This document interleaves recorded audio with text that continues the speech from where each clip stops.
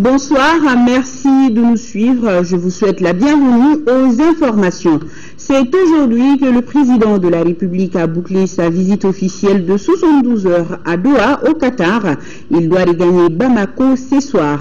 Au Qatar, Ibrahim Boubacar Keïta s'est rendu au musée d'art islamique de Doha et au siège de la société qatari d'IAR. Là-bas, le chef de l'État a pu apprécier les compétences de cette société qui investit essentiellement dans l'immobilier à travers le monde. Le récit de nos envoyés spéciaux, Ibrahima Traoré, Dembawan et Ibrahima Koulibaly. Le président de la République profite de sa visite officielle à Doha pour aller à la découverte des villes du futur. Elles sont proposées par la société Qatari Diar, spécialisée dans le développement de projets, l'aménagement et la promotion de sites immobiliers, hôteliers, de bureaux ou d'habitat. Actuellement, Qatari Diar dirige ses investissements immobiliers vers le continent africain. La société compte à ce jour une 60aine de projets en cours de réalisation à travers le monde. Elle entend se rendre bientôt au Mali pour y apprécier les possibilités d'investissement. Il a été convenu et il est prévu qu'une mission technique de Qatar Diar se déplace au Mali. Et nous sommes en train de travailler afin que nous puissions y faire des investissements et au-delà du Mali, pourquoi pas dans la sous-région, les dispositions seront prises à cette fin. C'est beaucoup d'honneur, mais aussi beaucoup de fierté de recevoir Monsieur le Président de la République. Et nous considérons que c'est un prélude à un partenariat futur, très riche, mutuellement bénéfique. Et nous voudrions aussi saisir cette occasion pour former des vœux de plein succès à Monsieur le Président de la République et au Mali. Le président de la République a été invité à un tour de la ville de Doha pour constater de visu certaines grandes réalisations de la société. Très séduit, le chef de l'État a promis à Qatari Diar un terrain au Mali pour y construire sa représentation. Je souhaite qu'un jour, très prochainement, Qatari Diar vienne au Mali pour nous faire des réalisations. Nous sommes demandeurs, nous avons tellement de besoins. Tout est à faire au Mali, mais il faut aussi qu'on soit dans le futur déjà. Qu'on se projette dans le Mali de l'an 2020, 2025, 2030. Et là, nous avons besoin d'une compagnie comme Qatari Diar. Et avec ceux que nous avons pu aménager aujourd'hui, avec son Altesse l'émir, et ceux que la région de Qatari Diar elle-même promet, Inch'Allah. Autre lieu visité par le président de la République, le musée d'art islamique de Doha. Il a été construit sur une île artificielle à proximité de la corniche. Le musée dispose d'une collection d'œuvres d'art islamique datant du 7e au 19e siècle. Une heure de promenade dans ce temple du savoir aura permis au chef de l'État non historien de revisiter ses cours d'histoire. Ça, ça figure, on voit plutôt en Occident, à l'époque médiévale. Et là, il y a tout, y compris la côte de Maille. La côte de Maille qui est un projet très sensible dans l'art de la guerre au Moyen-Âge. On voit les côtes de Maille, parce que les côtes de Maille doivent être très fines pour ne pas trop peser sur le guerrier et ne pas le blesser également aussi. Vous voyez, les côtes de Maille là sont d'une finesse absolue, avec la protection du nez, qui est également un progrès par rapport à ce que je disais auparavant. Là, vraiment, il n'y a rien à dire. Le cheval est entièrement protégé, le naseau, le bouclier. C'est la perfection de l'art de la guerre, ça. Il n'y a rien à dire. Pour la nouvelle génération, qu'est-ce que ça signifie, monsieur? Aujourd'hui, on appuie sur un bouton. On s'assied dans un fauteuil, on appuie sur un bouton et on combat à des centaines de kilomètres, sinon des milliers de kilomètres. Voilà. L'art de la guerre a changé. C'est l'art des drones aujourd'hui. Donc on envoie des robots, des avions robots faire la guerre à la place des hommes. C'est l'intelligence à ce niveau-là. En ce temps-là, il fallait l'engagement de l'homme. Et nos amis turcs, ottomans en tout cas, avaient fait un progrès considérable. On le voit là. Comme quoi il faut être humble quand on compare les civilisations. Il faut de grande humilité. Le président de la République quitte donc ce musée très émerveillé par ce qu'il a vu, mais tout en regrettant les pillages commis à Tombouctou, notamment au niveau du centre Ahmed Baba de Tombouctou. Pendant Pendant que le président de la République était au musée d'art islamique, son épouse, elle, visitait l'Académie des sports du Qatar, un institut très moderne qui forme des jeunes dans plusieurs disciplines sportives, surtout dans le football. Nos envoyés spéciaux, Béissi Soko et Idrissa Traoré, émerveillés par la visite, nous racontent. S'il y a un lieu où l'épouse du président de la République était dans son domaine, c'est bien à l'Académie des sports de l'excellence du Qatar, Aspire. Et pour cause, Keita Aminata Maïga est une grande fan de sport. Étant membre du Comité national olympique et sportif du Mali, et cela depuis plusieurs années, elle est présente en général aux différentes activités sportives du pays. Et c'est donc avec bonheur qu'elle a découvert l'Académie des sports de l'excellence, le complexe le plus vaste et le plus moderne au monde, réparti sur plus de 200 hectares. L'Académie, ouverte en 1995, est un établissement sport-études ultramoderne qui accueille jusqu'à 200 élèves de 10 à 18 ans, dont des étrangers, parmi lesquels des Maliens. D'ailleurs, cela a été l'occasion pour Mme Keita de rencontrer quelques-uns et de leur prodiguer des conseils. Tout heureux, les jeunes Maliens ont offert un cadeau à l'épouse du chef de l'État. Ils pourront, à la fin de leur formation, évoluer dans des clubs européens et forger leur carrière de footballeurs professionnels. Surtout après avoir appris les valeurs de l'académie qui sont autodiscipline, respect, fair play, responsabilité ou encore travail d'équipe. Ici, tout donne l'impression d'être dans un autre monde. Même les poubelles disent merci.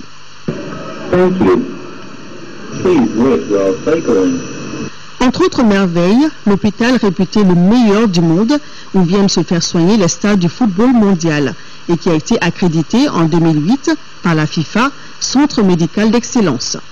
Coupe du monde de football en 2022, championnat du monde de handball en 2015, sponsoring du FC Barcelone, rachat du Paris Saint-Germain, tennis, cyclisme, moto, golf et j'en passe. On n'a pas fini de découvrir les potentialités du Qatar. Espérons maintenant que de cette visite de travail de l'épouse du président de la République sortiront des accords en faveur notamment des clubs sportifs maliens. Merci à toi également, Deya. Présidé par le Premier ministre Oumar Tatamli, le Forum national sur la corruption et la délinquance financière a pris fin ce soir au Centre international des conférences de Bamako. Durant 2 jours, les participants ont formulé des recommandations qui sont entre autres la redynamisation du comité de suivi, le renforcement des capacités financières en budgétisant le plan d'action. Le Forum a aussi insisté sur la poursuite des travaux sur le plan d'action pour mieux formuler les recommandations. Je vous rappelle que la rencontre a été organisée par la primature à l'intention des structures et départements impliqués dans la gestion des affaires publiques. Et vous aurez le reportage complet avec Moussa Fane dans nos éditions de demain.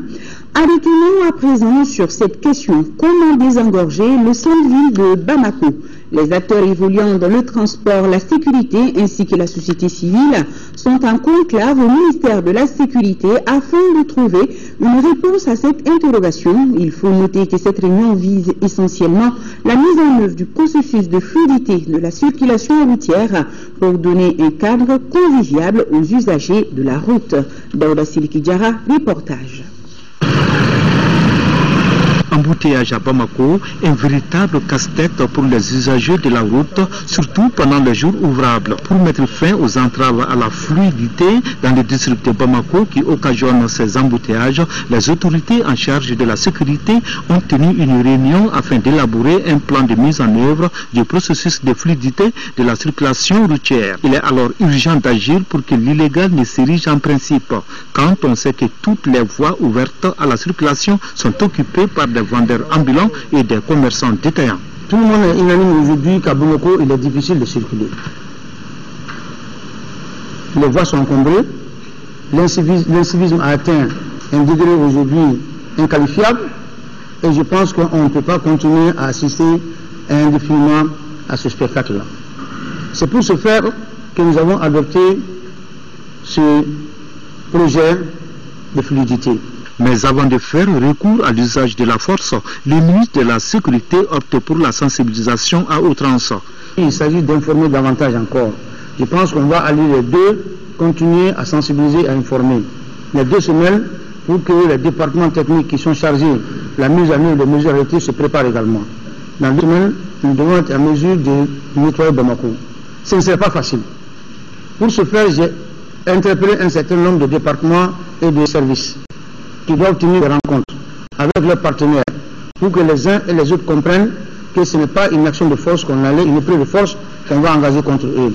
Et c'est dans l'intérêt de toutes les populations de Bamako que nous voulons aller vers cela. Et pour ce faire, ils doivent nous aider à faire ce travail. À commencer d'abord par la Chambre de commerce et d'industrie.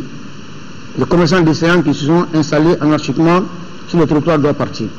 Pour l'application des mesures concernant les accidents de circulation, là aussi, nous serons intransigeants là-dessus.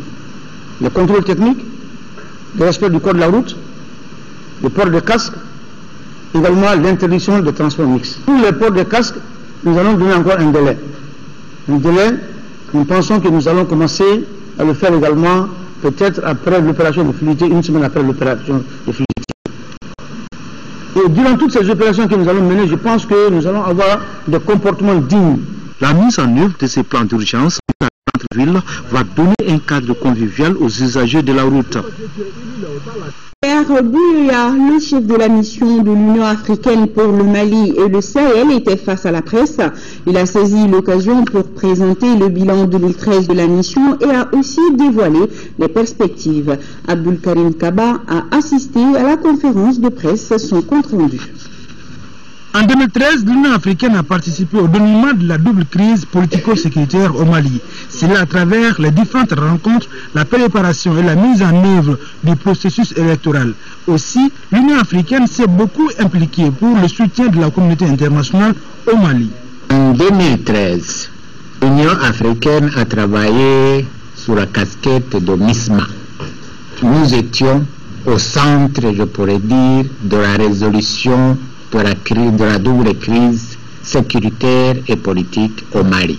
Il y a eu le déploiement des troupes de la CEDEAO, suivi des troupes du Tchad, et ces troupes africaines ont été aux côtés notamment de l'opération Serval pour libérer le nord du Mali. La sécurité, la bonne gouvernance et le développement, le chef de la mission de l'Union africaine pour le Mali et le Sahel a touché à tout. Concernant Kidal, Pierre Bouya a été on ne peut plus clair. Seulement, il y a eu des problèmes de mise en œuvre. Parce que vous savez, l'accord de Ouagadougou, c'est le 18 juin. Et un mois après, c'était les élections présidentielles. Donc on a signé l'accord et puis juste après la priorité n'a plus été la mise en œuvre de l'accord, mais aller les élections et tout ça. Pour les perspectives, l'Union africaine entend accompagner le Mali pour la réconciliation et la réforme en matière de sécurité. Dans le Sahel, l'institution veut promouvoir les relations inter-États pour la gestion des difficultés qui sont presque identiques. Journée d'hommage en ce vendredi saint, ou dirais-je surtout journée de mémoire et de reconnaissance de la nation malienne aux victimes civiles et militaires tombées sur le champ d'honneur. Et c'est la ville d'Aguelok qui a été choisie pour la commémoration de cette journée. Un choix qui s'explique par le fait que c'est dans cette ville que les hostilités ont commencé au Mali en janvier 2012. La journée a été marquée par des prières et les drapeaux ont été mis en berne dans des garnisons. Pour le ministre de la Défense et des anciens combattants, ces crimes ne resteront pas impunis. Écoutons Soumaïlou Boubé Maïga au micro de nos envoyés spéciaux à Aguelok, Mohamed Diarra et Abouakar Traoré.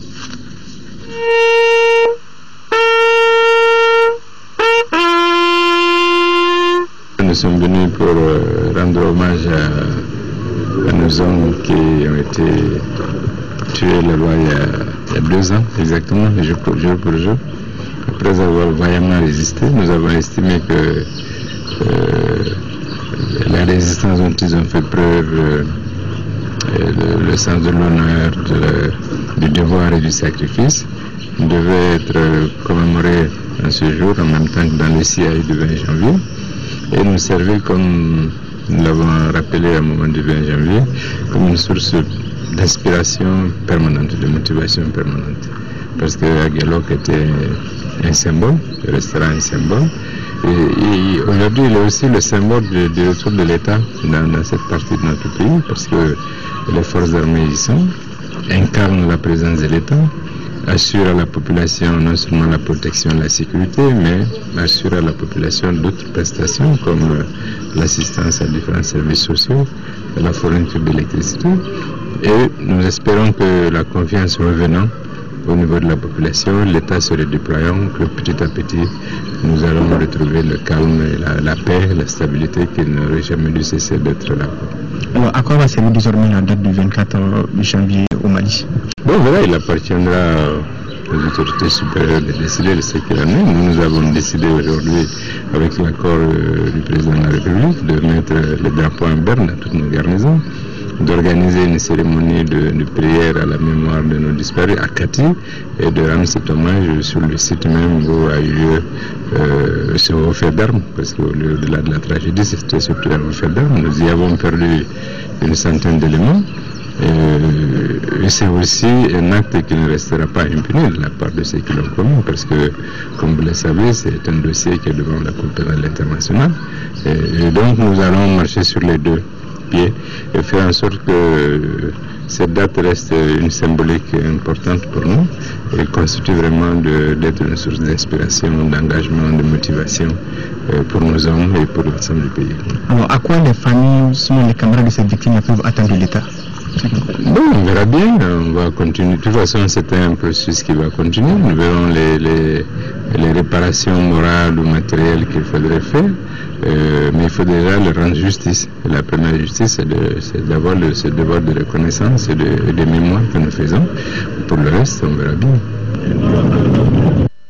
En cinquième région, journée de commémoration également, le commandant de zone de la 6e région militaire de Sévaré a rendu un vibrant hommage aux soldats morts pour le Mali. Jules Sambou-Sissoko, correspondance.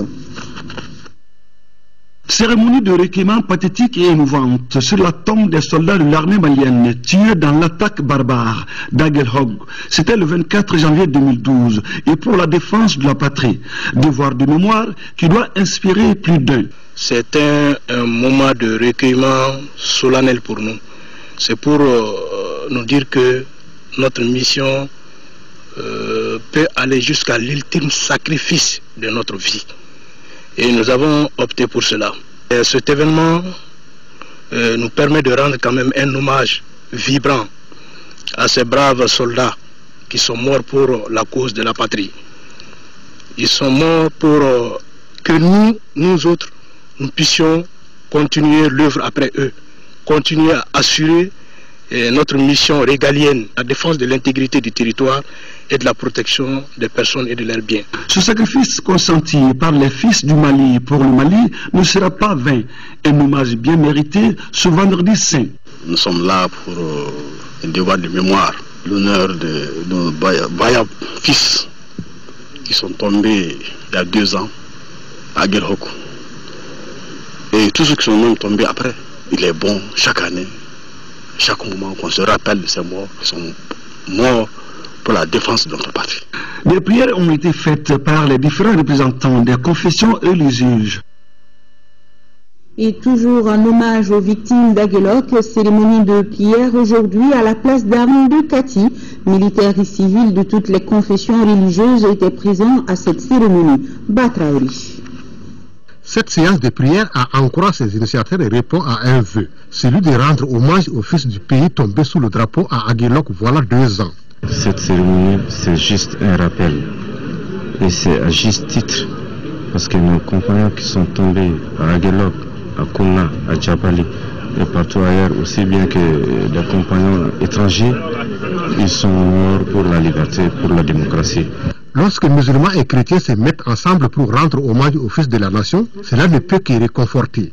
L'acte en question constitue une illustration de la cohésion sociale. Nos sentiments sont des sentiments de fierté nationale parce que les prières dites en toute langue et selon toutes les chapelles vont à Dieu. Et je pense que ceux pour lesquels ces prières sont organisées sont des dignes fils du Mali et ils le sont de toutes les confessions religieuses. Pour les autorités du pays, rien n'est de trop quand il s'agit de saluer la mémoire de ceux-là qui ont consenti l'ultime sacrifice. Nous sommes réunis aujourd'hui pour commémorer nos morts. Évidemment, singulièrement ceux d'Agolok, mais tous nos morts, tous ceux qui sont morts, les armes à la main, pour le Mali. Donc c'est vraiment une commémoration très triste quand on se rappelle comment ces braves soldats sont morts. Les initiateurs de la séance de prière disent vouloir pérenniser cette cérémonie d'hommage pour immortaliser les victimes.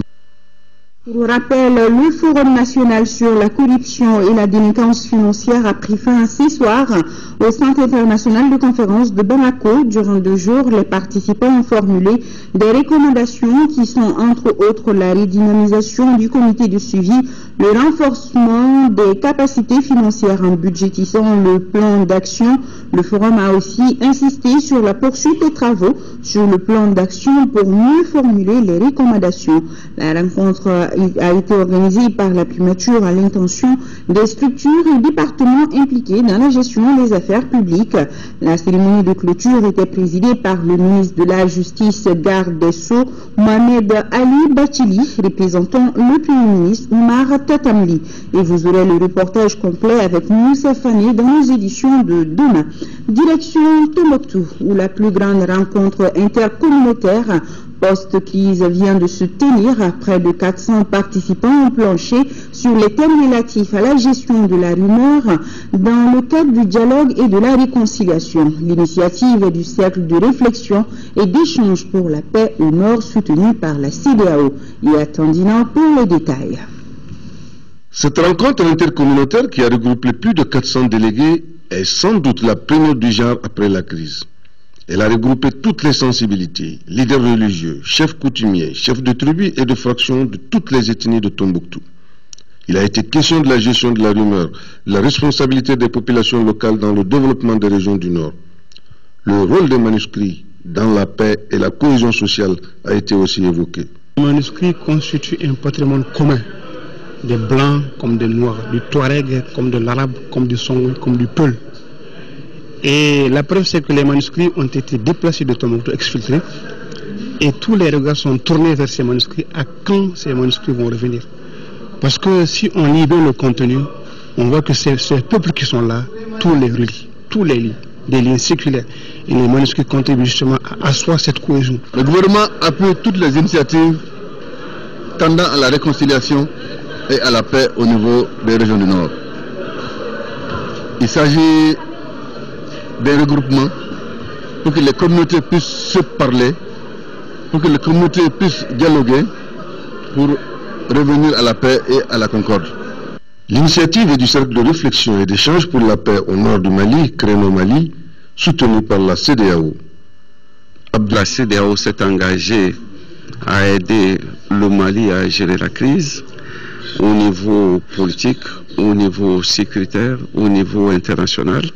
Il est tout à fait normal que nous puissions être aussi aux côtés des populations à la base pour essayer de voir comment trouver des solutions concrètes qui s'appliquent immédiatement et que cette crise puisse être gérée aussi à la base, pas seulement au niveau du sommet par les gouvernements. Nous avons décidé de faire des rencontres dans toutes les régions du Mali, essayer de parler directement avec la population pour voir quelles sont leurs idées dans le cadre de la cohésion sociale, dans le cadre du développement et dans le cadre du retour définitif de la paix.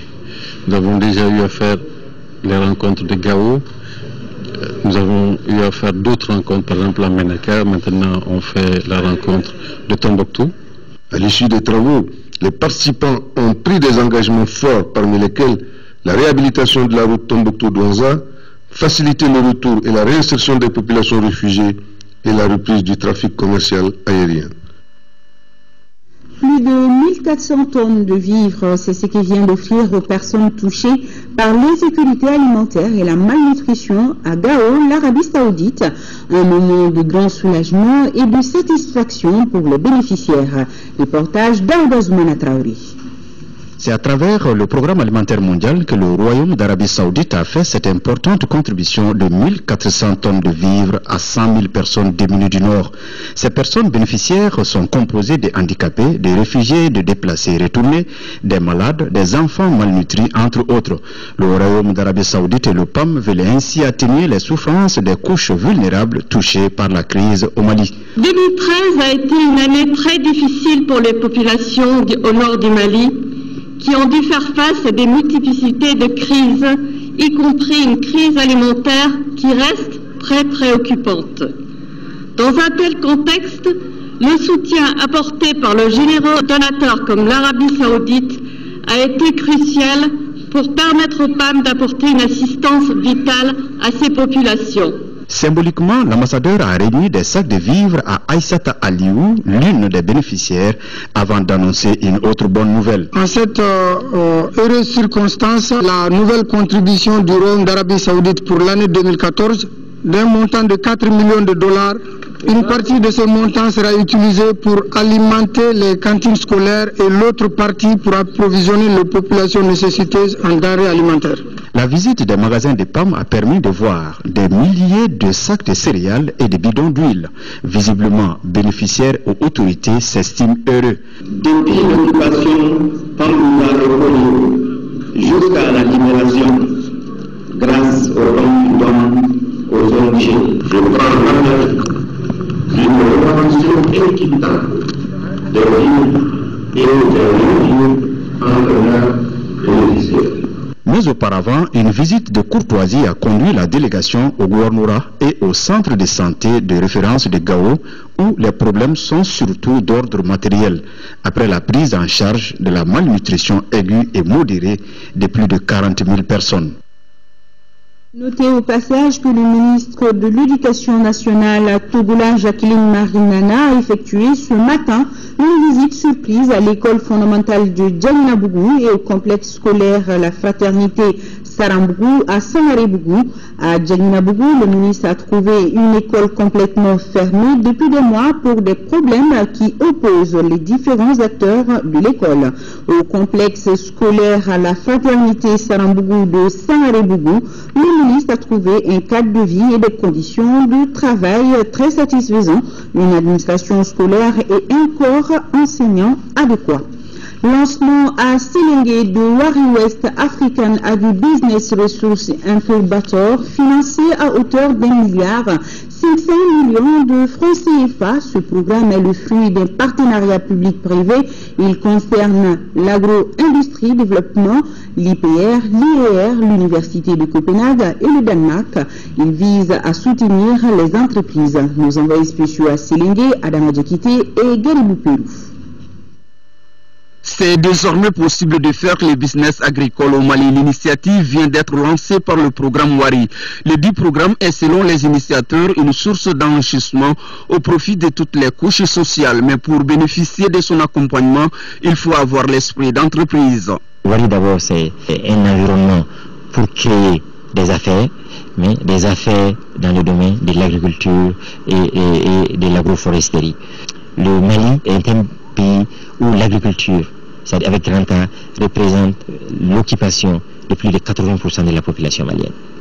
Mais en réalité, il est temps qu'on change cette agriculture malienne, qu'elle ne soit juste une agriculture de subsistance, qu'elle devienne une agriculture de transformation économique, une agriculture de création de richesses, pour que finalement les paysans maliens ne soient plus vus comme étant un paysan pauvre, ou bien la couche la plus pauvre de la population, mais qu'elle soit considérée comme la couche qui tient l'économie et qui est vraiment enclenche la dynamique économique. La croissance économique et la création d'emplois sont des priorités de l'État malien et aussi du Royaume du Danemark.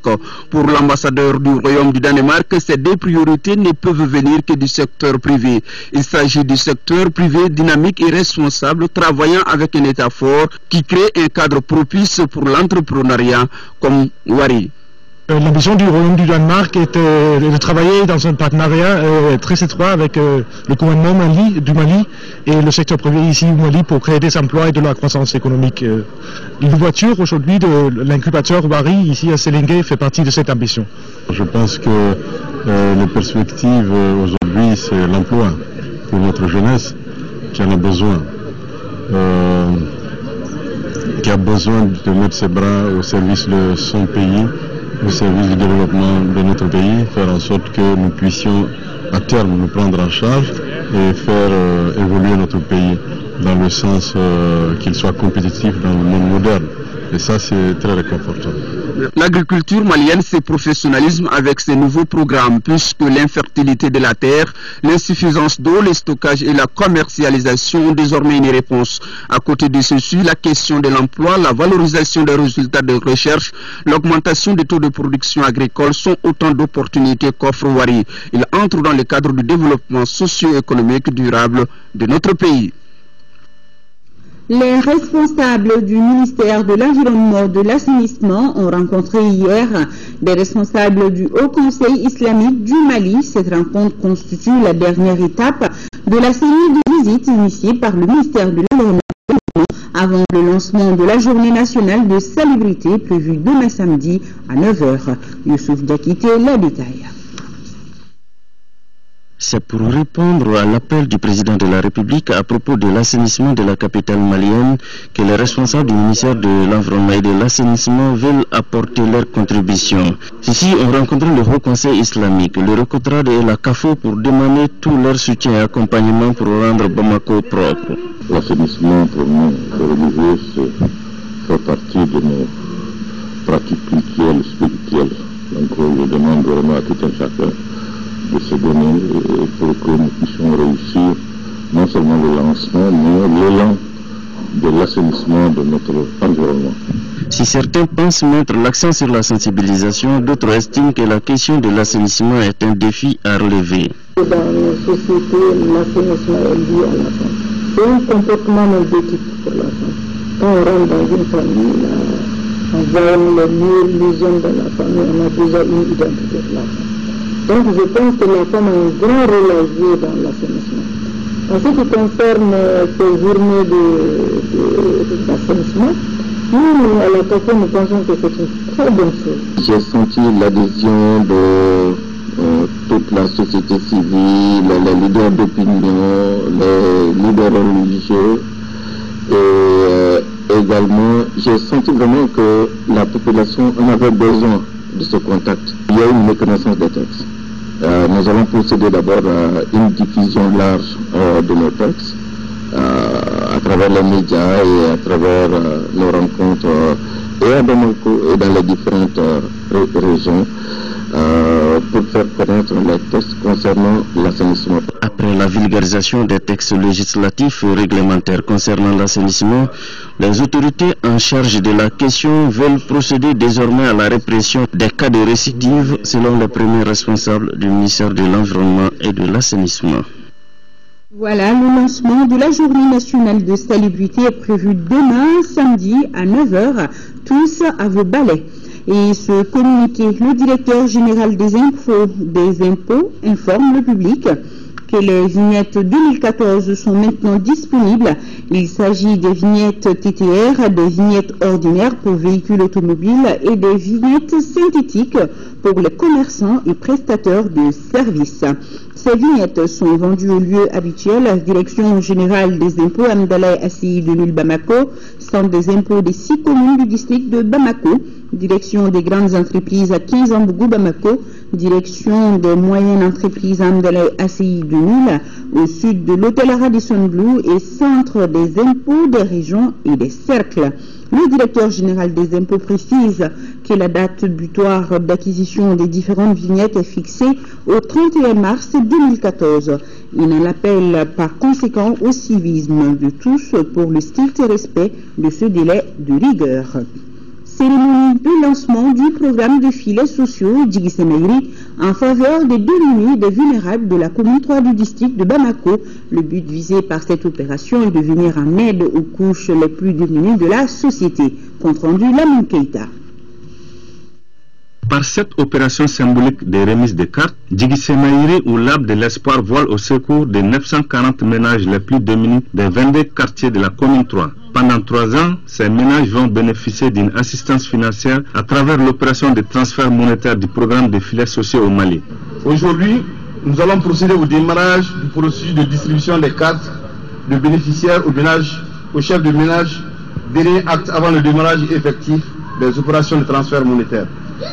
Malgré le retard accusé sur le programme initial, je voudrais rassurer les différents responsables communaux et locaux que toutes les dispositions sont prises à ce jour pour procéder au premier transfert dans les jours à venir. Chaque ménage bénéficiaire recevra chaque trimestre 30 000 francs CFA et ce durant 3 ans. Le maire de la commune 3 a salué l'initiative qui concrétise la volonté de l'État malien d'aider les plus pauvres. Le programme de filets sociaux dans le cadre duquel se déroule la présente cérémonie intervient à un moment où nos populations subissent de plein fouet les conséquences des crises socio-économiques que nous traversons depuis quelque temps. Il est donc à ce titre très salutaire et mérite l'accompagnement de nous tous. Je veux bien parler de ce projet. Le programme des filets sociaux a été approuvé par la Banque mondiale sous forme de projet d'urgence en 2003 en faveur des pauvres. Ouvrons à présent une fenêtre sur la tenue des conseils d'administration. Commençons par la 9e session ordinaire du comité de coordination et de suivi des programmes de sécurité alimentaire qui s'est tenue hier à Bamako. Organisée par le système d'alerte précoce, la rencontre visait à évaluer les besoins alimentaires des populations au titre de la campagne 2013-2014. Batraoré nous en dit plus.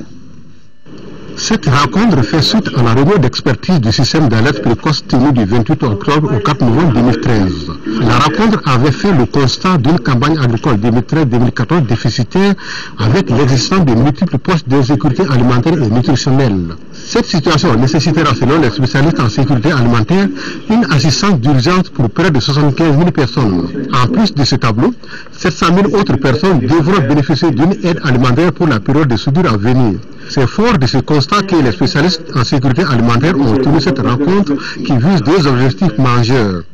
D'examiner la situation alimentaire du pays à la lumière des recommandations formulées par le système d'alerte précoce, le SAP, suite à sa réunion d'expertise provisoire, et d'autre part, analyser et adopter le plan d'opération et le budget 2014 du dispositif de sécurité alimentaire. Une rencontre qui suscite beaucoup d'espoir pour le commissariat à la sécurité alimentaire. À cet effet, je vous invite à examiner avec toute l'attention requise les documents qui vous sont soumis en vue d'aboutir à une résolution idoine nous permettant d'assurer la sécurité alimentaire de toute la population malienne. La session regroupe l'État à travers la sécurité alimentaire et les partenaires techniques tels la FAO, le Programme alimentaire mondial, la société civile. Le projet d'appui au développement des productions animales dans la zone de Caille Sud a aussi tenu la 6e session de son comité de pilotage. La rencontre a permis aux membres du comité de passer en revue les recommandations de la 5e session et de valider le rapport d'activité 2013 avant d'adopter le programme d'activité 2014 ainsi que son budget. Le reportage de Abdraman Maïga. Ce 6e comité de pilotage du projet d'appui au développement des productions animales dans la zone de Caïcide a à son ordre du jour plusieurs sujets. Outre la validation du rapport d'activité 2013, cette rencontre a permis aux administrateurs d'examiner et d'adopter le programme d'activité ainsi que le budget 2014 du PADEPA-KS. Le projet d'appui au développement des productions animales dans la zone de Caïcide bénéficie d'un financement global d'environ 14,2 milliards de francs CFA dont un prêt de 11,238 milliards de francs CFA du Fonds africain de développement FAD et de 1,964 milliards de francs CFA au titre de la contrepartie du gouvernement de la République du Mali. Avec un budget de plus de 5 milliards de francs CFA, le PADEPA-KS exécutera courant 2014 plusieurs activités de développement au profit des communautés rurales. Elles concernent la finalisation des travaux de construction des bâtiments, des infrastructures collectives d'élevage et d'hydraulique villageoise. Il a pour objectif de contribuer à la sécurité alimentaire et à l'allègement de la pauvreté par l'augmentation de façon durable des productions animales dans les cercles de Bafouladé, de Kenyeba, de Kita et la partie sud naturellement du cercle de Caille. Conformément à son orientation, d'importantes activités ont été réalisées par le projet en 2013. Ces travaux qui ont permis au projet d'atteindre un taux de décaissement de plus de 60% sont entre autres l'emblavement de plus de 100 hectares de cultures fourragères, la dotation d'une douzaine de villages en plateforme multifonctionnelle, la réalisation de 28 fourrages sans oublier l'aménagement de 4 mares dans le cercle d'Ekita. 26e session ordinaire des administrateurs du Bureau malien du droit d'auteur, Bunda. Pour 2014, le renforcement des capacités sera le cheval de bataille du Bunda, avec un budget prévisionnel qui s'élève à 468 millions de francs CFA. Cheikh Oumar Sangaré, reportage. Cette 26e session ordinaire du conseil d'administration du Bureau malien du droit d'auteur se tient dans un contexte de sortie de crise. Une crise qui a durement touché le domaine de la création artistique et culturelle, ce qui explique la détermination des plus hautes autorités du pays à soutenir ces secteurs. Les plus hautes autorités de notre pays sont particulièrement sensibles aux cinglantes difficultés qui sont celles du monde de la création littéraire et artistique et entendent tout mettre en œuvre pour que l'art puisse nourrir son homme.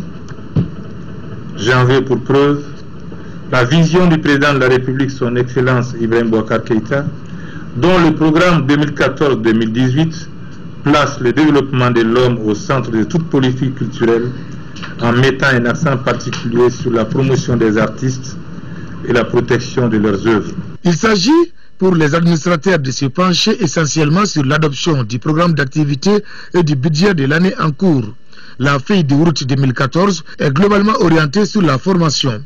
Aussi, le département entend faire adopter un projet de texte portant statut des artistes. L'adoption de ce projet de décret pour nous sera une avancée notoire, d'autant qu'elle permettra au bureau malien du droit d'auteur d'élargir l'assiette des redevances du droit d'auteur, notamment sur les nouvelles formes d'exploitation des œuvres littéraires et artistiques. Près de 468 millions de francs CFA seront nécessaires pour la réalisation de ces activités qui se situent dans la continuité des actions de 2013.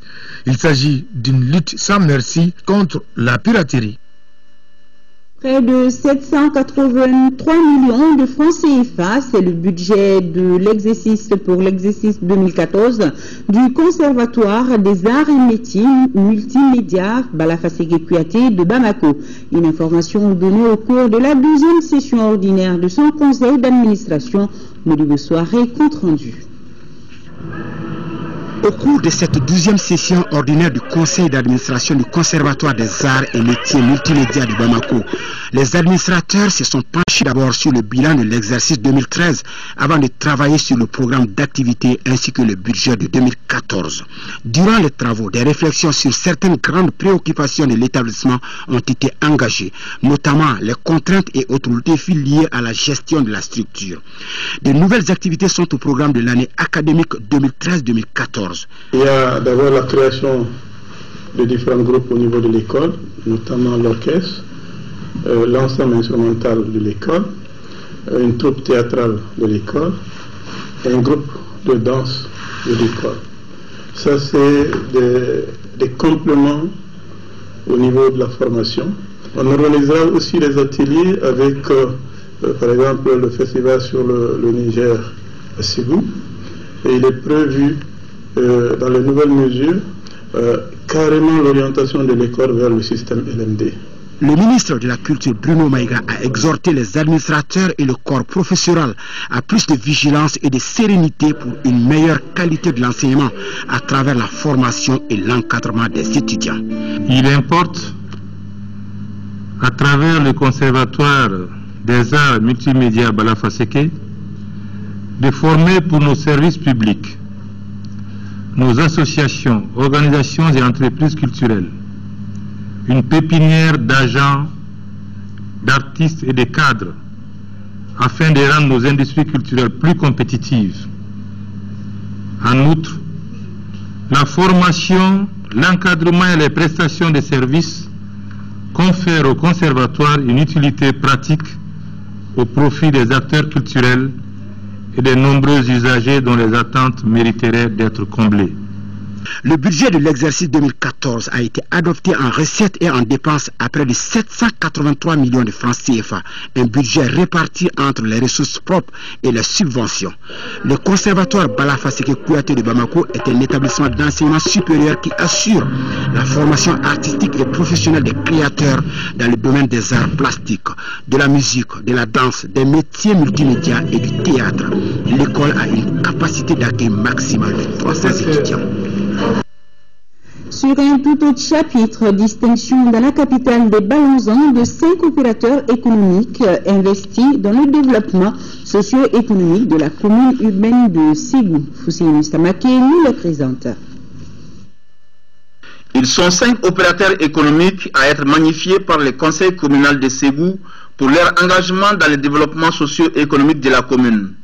Ces récipiendaires sont Mahmoud Dafé qui a fait de Ségou un pôle d'attraction par les festivals sur le Niger, Honorable Abdul Jalil Mansour Aïdara pour l'accompagnement de l'hôpital régional Nyanangoro Fomba en matériel et les dons de corbillards à certains quartiers de Ségou. Célou Diré de l'entreprise Danaya, Djadje Tolo et Mahamadou Nyangandou pour leur implication dans l'assainissement de la ville de Ségou. Je voulais signifier par cette distinction la citoyenneté dans la commune. Ces personnes sont certes des personnes qui se sont investies dans la commune urbaine de Ségou, corps et âme, pour le développement heureux et pour un changement de mentalité dans cette commune.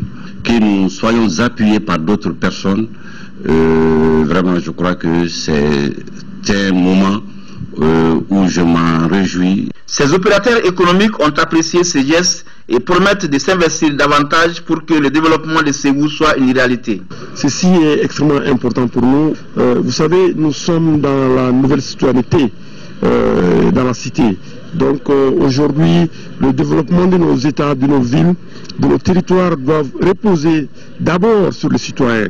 Et c'est cet exemple-là, cette exemplarité-là qui est extrêmement important aux yeux de la commune de Ségou. Ces actions citoyennes sont saluées par les responsables et notabilités de Ségou car elles devraient permettre à Ségou de retrouver son statut de ville assainie et prospère.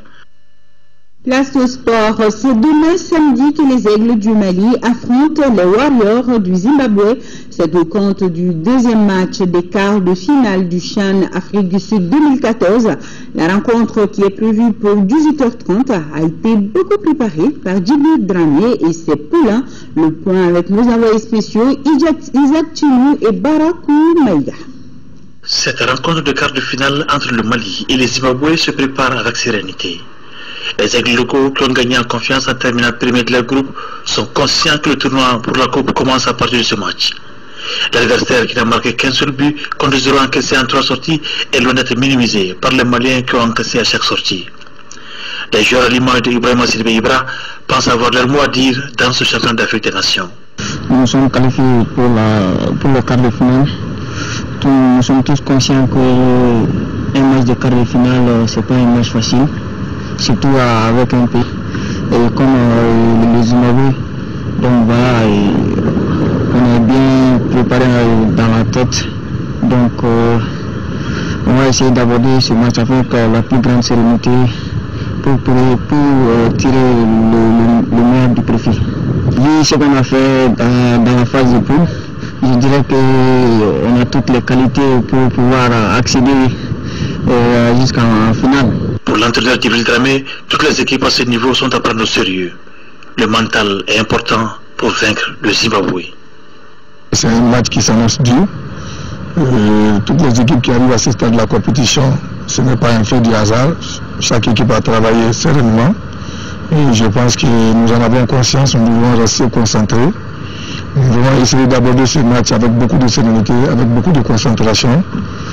Autrement dire, ça doit avec la valeur morale d'un footballeur. L'abnégation, la rage de vaincre, la volonté de gagner et surtout être costaud dans la tête. Jouer la demi-finale passera forcément par une victoire devant le Zimbabwe. La mission ne devrait pas être impossible pour Soumaïla Diakité et ses partenaires. Allez les aigles et surtout bonne chance. Cette triste nouvelle avant de boucler ce journal, le correspondant de presse AMAP de Yélimalé nous a quitté hier jeudi à l'âge de 56 ans Kontaga, précédemment conseiller pédagogique au Cap de Yélimane, a été reporter plus d'une dizaine d'années au compte de l'AMAP et de l'ERTM dans sa localité. Il a été accompagné à sa dernière demeure aujourd'hui au cimetière d'Amdalaï par des parents, amis et collaborateurs. Sissoko, reportage. C'est précisément à 8 heures que les 201 bureaux de vote ont ouvert pour accueillir les 75 361 électeurs de Yélimane, Noumou Kontaga pour l'ERTM. Conseiller pédagogique au Cap de Yélimane, Noumou Kontaga faisait aussi office de correspondant de presse au compte de l'Agence malienne de presse et de publicité AMAP depuis 2002. Il faisait parvenir régulièrement des duplex à l'ERTM et des articles au desk central de l'agence de presse de l'AMAP. C'était un homme dévoué qui aimait ce qu'il faisait et qui était très consciencieux. Et dès qu'il a été nommé correspondant à Yélimane, on a vu, c'est un coin extrêmement enclavé, mais il a pu donner une visibilité totale vraiment à la localité. Vraiment, je retiens de lui quelqu'un de très consciencieux et un grand travailleur et quelqu'un qui aimait ce qu'il faisait. Noumou Kontaga a intégré la fonction publique il y a 36 ans. Il a assumé la fonction de directeur d'école 20 ans durant. Et c'est en 1999 qu'il fut nommé conseiller pédagogique. Noumou Kontaga repose désormais au cimetière d'Amdalaï. Il laisse derrière lui une veuve et 2 garçons. Et son âme repose en paix. Amen. Fin de ce journal. Merci de votre aimable attention. Demain, 13h, Amara Malé Diallo et vous retrouvez Aoué Touré pour la grande édition. Bonsoir à tous.